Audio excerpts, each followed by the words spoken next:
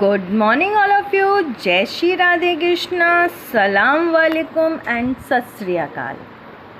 मैं शताक्षी उपाध्याय आप सभी का अपने इस छोटे से चैनल पर हार्दिक स्वागत करती हूँ और उम्मीद करती हूँ कि मेरे द्वारा समझाया हुआ आपको समझ में आता होगा।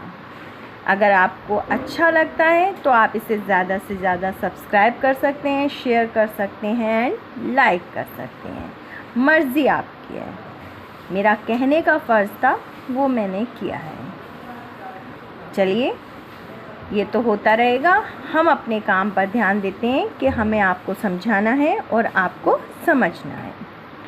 आज मैं आपको माखन लाल चतुर्वेदी द्वारा पुष्प की अभिलाषा का पद का जो है व्याख्या समझाने जा रही हूँ। आप लोग ध्यान से देखेंगे, सुनेंगे और समझेंगे। ये मोस्ट इम्पॉर्टेंट तो नहीं कह सकती, पर हाँ इम्पॉर्टेंट ज़रूर है। बोर्ड के लिए कभी कभी आ जाता है और बहुत सिंपल है, तो इसे ध्यान देंगे आप सभी। चाह नहीं, चाह का मतलब इच्छा नहीं, चाहत नहीं है। मैं सुर बाला, सुर का मतलब होता है देवी देवता। सॉरी, थोड़ा गले में खराश हो रही है इस वजह से। सुर का मतलब क्या होता है? देवी देवता।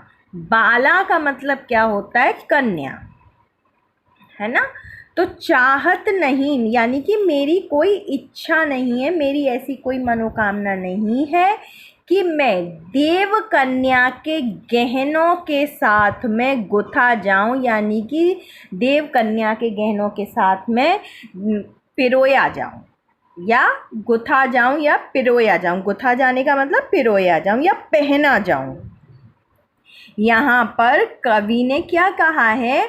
पुष्प की अभिलाषा के माध्यम से, यानी कि फूल, पुष्प का मतलब फूल, फूल की अभिलाषा के माध्यम से अपने हृदय की भावनाओं को व्यक्त किया है, अपने मन की भावना को व्यक्त किया है कि वो क्या चाहत रखते हैं, उसके मन की इच्छा क्या है, उसके मन की मनोकामना क्या है। तो चाह नहीं, कवि कहता है कि मुझे कोई इच्छा नहीं है कि मैं देव कन्या के गहनों के साथ में सजाया जाऊं। किसके? देव कन्या के शरीर पर, तन पर सजाया जाऊं। चाह नहीं प्रेमी माला में बिद, चाह नहीं और मेरी ये भी मनोकामना नहीं है। पहले हम रखेंगे कि मेरी कोई इच्छा नहीं है, दूसरे में हम रखेंगे मेरी कोई मनोकामना नहीं है, तीसरे में हम रख देंगे मेरी कोई चाहत नहीं है। हम तीनों बार अलग अलग करते जाएंगे, क्योंकि एक साथ एक ही वर्ड को हम यूज़ नहीं करते हैं, प्रयोग नहीं करते हैं। तो चाह नहीं प्रेमी माला, यानी कि प्रेमी के द्वारा बनाई हुई प्रेम की माला में पिरोकर प्यारी को ललचाऊं, यानी कि प्यारी को मैं सम्मोहित करूं, उसको प्रेम के वश में कर लूं। मेरी ऐसी भी कोई इच्छा नहीं है। चाह नहीं सम्राटों के शव पर हे हरि डाला जाऊं, चाहत नहीं, मेरी ऐसी कोई इच्छा नहीं है कि मैं वीर सम्राटों के शवों पर, सम्राट मतलब राजाओं के शवों पर, महाराजा, राजा या महाराजा, सम्राट का मतलब क्या होता है? राजा और महाराजा, इन दो से हम इंडिकेट करते हैं। तो सम्राटों यानी कि राजाओं के शव, यानी कि उनके अस्थियों पर या उनके मृत्यु शैया पर, उनके शव यानी कि उनके शरीर पर, मृत शरीर पर, शव का मतलब क्या होता है? मृत शरीर पर हे हरि, हे हरि का मतलब हे ईश्वर, मेरी ऐसी भी कोई मनोकामना, मेरी चाहत नहीं है कि मैं राजाओं के मृत शरीर पर डाला जाऊं। चाह नहीं देवों के सिर पर चढ़ूं, और मेरी ये भी और चाह नहीं, और मेरी ये भी चाहत नहीं है कि मैं देवताओं के सिर पर चढ़ूं, यानी कि पूजा के समय में देवताओं के ऊपर चढ़ाया जाऊं और देवताओं पर चढ़ाया गया हूं, इस बात का मैं अपने आप में घमंड करूं, यानी कि अपने भाग्य पर मैं घमंड करूं कि मैं देवताओं पर चढ़ाया गया हूँ। फिर से आप देख लीजिए आप इसे, चाह नहीं मैं सुरबाला के गहनों में गुथा जाऊं। कवि कहता है कि मेरी ये चाहत नहीं है कि मैं देव कन्या के गहनों के साथ में उसके तन पर सजाया जाऊं। चाह नहीं प्रेमी माला में बिद प्यारी को ललचाऊं। और मेरी ये भी चाहत नहीं है, इच्छा नहीं है कि मैं प्रेमी द्वारा बनाई गई माला में पिरोकर उसके प्रियतमा को ललचाऊं का मतलब यहाँ पे रिझाऊं या सम्मोहित करूं, या प्रेम के जाल में सम्मोहित करना या प्रेम में फंसाना, ठीक है, या प्रेम के वश में करना, ये मेरी चाहत नहीं है। चाह नहीं सम्राटों के शव पर हे हरि डाला जाऊं।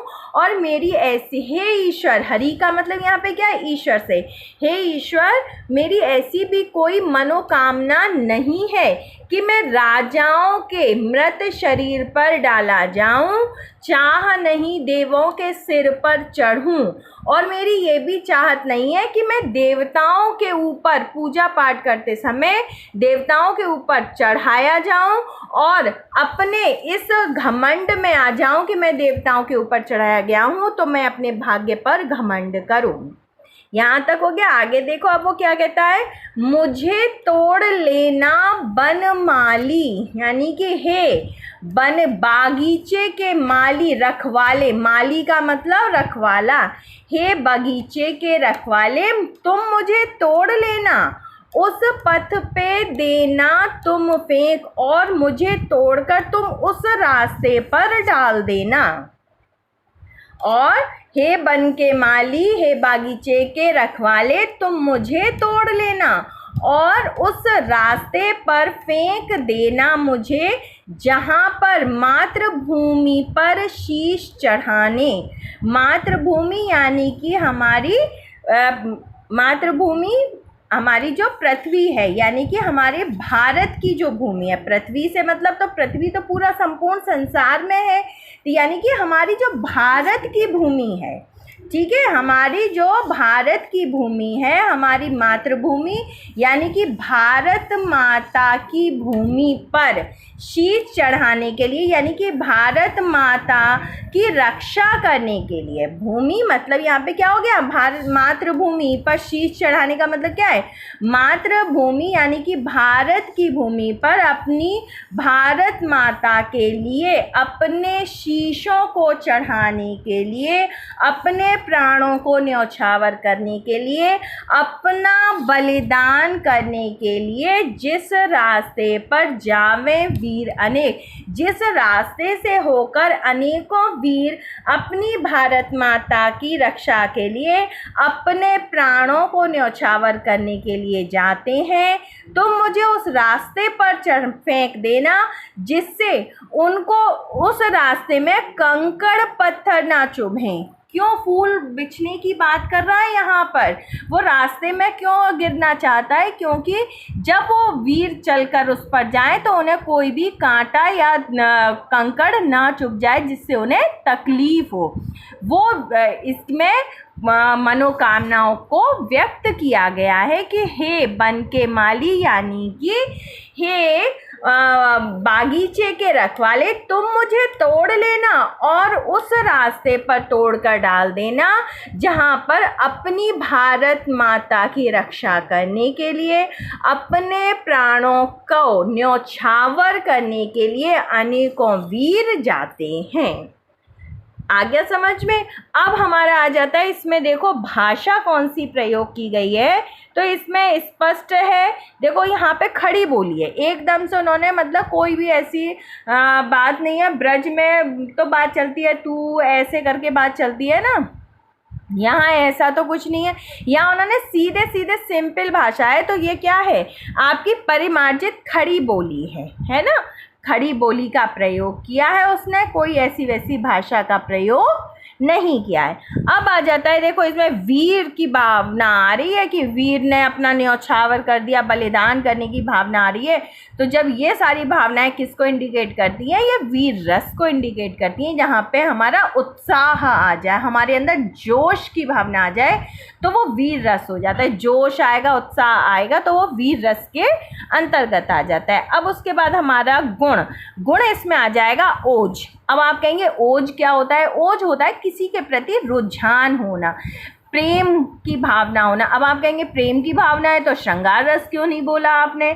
तो श्रृंगार रस में क्या होता है, वो प्रेम वो अलग, वो लव वर्ड्स वाला प्रेम होता है ना, कि किसी के दिल में समा जाना, वो प्रेम होता है। वो लगाव एक अलग स्नेह वाला प्रेम होता है। यहाँ पर प्रेम कैसा है? यहाँ पर समर्पण वाला प्रेम है, त्याग वाला प्रेम है, बलिदान के प्रति हमारा रुझान किसके प्रति है? बलिदान के प्रति रुझान है। यहाँ पर हम अपने आप को न्यौछावर करें, किसी के लिए समर्पित करना। प्रेम की अलग अलग परिभाषा होती है। प्रेम की ये परिभाषा नहीं है कि हाँ किसी से दिल आ गया तो वो हम उससे प्रेम करें। वो एक लव अलग होना, माँ का लव अलग होना। हमारे देखो मनुष्य की क्या है कि आंखें तो वही हैं, उसी नज़र से वो अपनी माँ को भी देखता है, बहन को भी देखता है, अपनी वाइफ को भी देखता है, अपने बच्चों को भी देखता है। ऐसे ही स्त्री हो या पुरुष, वो भी अपने पति को भी देखती है, अपने भाई को भी देखती है, अपने पिता को भी देखती है। तो प्रेम की अलग अलग परिभाषा होती है। वो प्रेम तो अलग हो गया है ना। अब उस टॉपिक पे तो हम बात करना बिल्कुल बेकार है, पर यहाँ पे प्रेम की बात हो रही है। तो यहाँ पे प्रेम कौन सा प्रेम है? यहाँ पर प्रेम है बलिदान का, त्याग का, समर्पण का, न्यौछावर करने का। तो ओज यानी कि रुझान बढ़ रहा है, किसी के प्रति हमारा लगाव इस कदर बढ़ रहा है कि हम उसके लिए अपने आप को न्यौछावर कर दें, तो वो होता है ओज। ठीक है, तो यहाँ पे ओज हो गया। अब आ जाता है यहाँ पे अलंकार कौन सा है। ठीक, सीधी सीधी बात है, मैंने आपको पहले भी बताया था। अलंकार आंख बंद करके आपको 2-3 अलंकार तो करने नहीं है। आपको तो सिर्फ एक अलंकार भी लिख दोगे तो भी आपको पता चल जाएगा कि ये कौन सा अलंकार है, नंबर मिल जाएंगे। अब जैसे देखो, जाऊं, इठलाऊं, चाहूं, जाऊं, चाहूं, जाऊं, इठलाऊं। यहाँ पे आप देखना, पहले लिखा है जाऊं, फिर लिखा है चाऊं, फिर लिखा है जाऊं, और फिर लिखा है लाऊं। इठ लाऊं, इठ को हटा दो, लाऊं। तो ये सब हमारे एक से वर्ड जो आ रहे हैं, ये किसको इंडिकेट कर रहे हैं? एक से वर्ड, एक से वर्ड आ रहे हैं। मैंने आपको बताया था सुर ताल जहाँ पर लास्ट के वर्डों में एक समान हो तो वहाँ पे कौन सा हो जाएगा? अनुप्रास अलंकार हो जाएगा। अलंकार हमारा अनुप्रास हो गया, भाषा हमारा परिमार्जित खड़ी बोली हो गई, रस हमारा वीरता की, उत्साह की भावना, जोश की भावना जागृत हो रही है तो वीर रस हो गया। और आपका मैंने बताया था गुण, गुण इसमें कौन सा हो गया? क्योंकि ओज है, हमारा रुझान बढ़ रहा है, हम किसी के लिए इतना समर्पित हैं कि अपने प्राणों तक को न्यौछावर करने के लिए तैयार हैं। तो सच्चा प्रेम वही है, देश के प्रति प्रेम होना, ये हो गया ओज। अगर हम किसी साधु संत के लिए या भगवान के लिए अगर हम प्रेम कर रहे हैं तो ये कौन सा प्रेम हो गया? ये हो गया ओज। अब मीराबाई की बात करो कि वो भी भगवान से प्रेम करती थी, तो वहाँ पे वो श्री कृष्ण भगवान को अपने पति के रूप में प्रेम कर रही हैं। तो प्रेम की परिभाषा बदल गई यहाँ पर। तो ध्यान रखिए, जहाँ पर हम श्रद्धा समर्पित करते हैं, श्रद्धा के फूल किसी को अर्पित करते हैं, वहाँ पर श्रृंगार रस नहीं हो सकता, वहाँ पे ओज होगा, है ना। ओज आ जाएगा, यानी कि गुण कौन सा हो जाएगा? इसमें ओज आ जाएगा। ममत्व वाली बात आती है तो वहाँ पे श्रृंगार रस होता है, क्योंकि वहाँ प्रेम वात्सल्य उमड़ता है, यहाँ पर त्याग समर्पण उमड़ता है। वो अपने, अगर हम किसी को अपना देवता मानते हैं तो वहाँ पे वो प्रेम कैसा है? वो उसे ईश्वर मानता है, यानी कि पवित्र भावनाओं का आ जाना। वहाँ पर क्या होता है? वो प्रेम स्नेह वो हो जाता है ओज के अंतर्गत। मुझे उम्मीद है आपको हमारा वीडियो समझ में आया होगा। तब तक के लिए जय हिंद, जय भारत।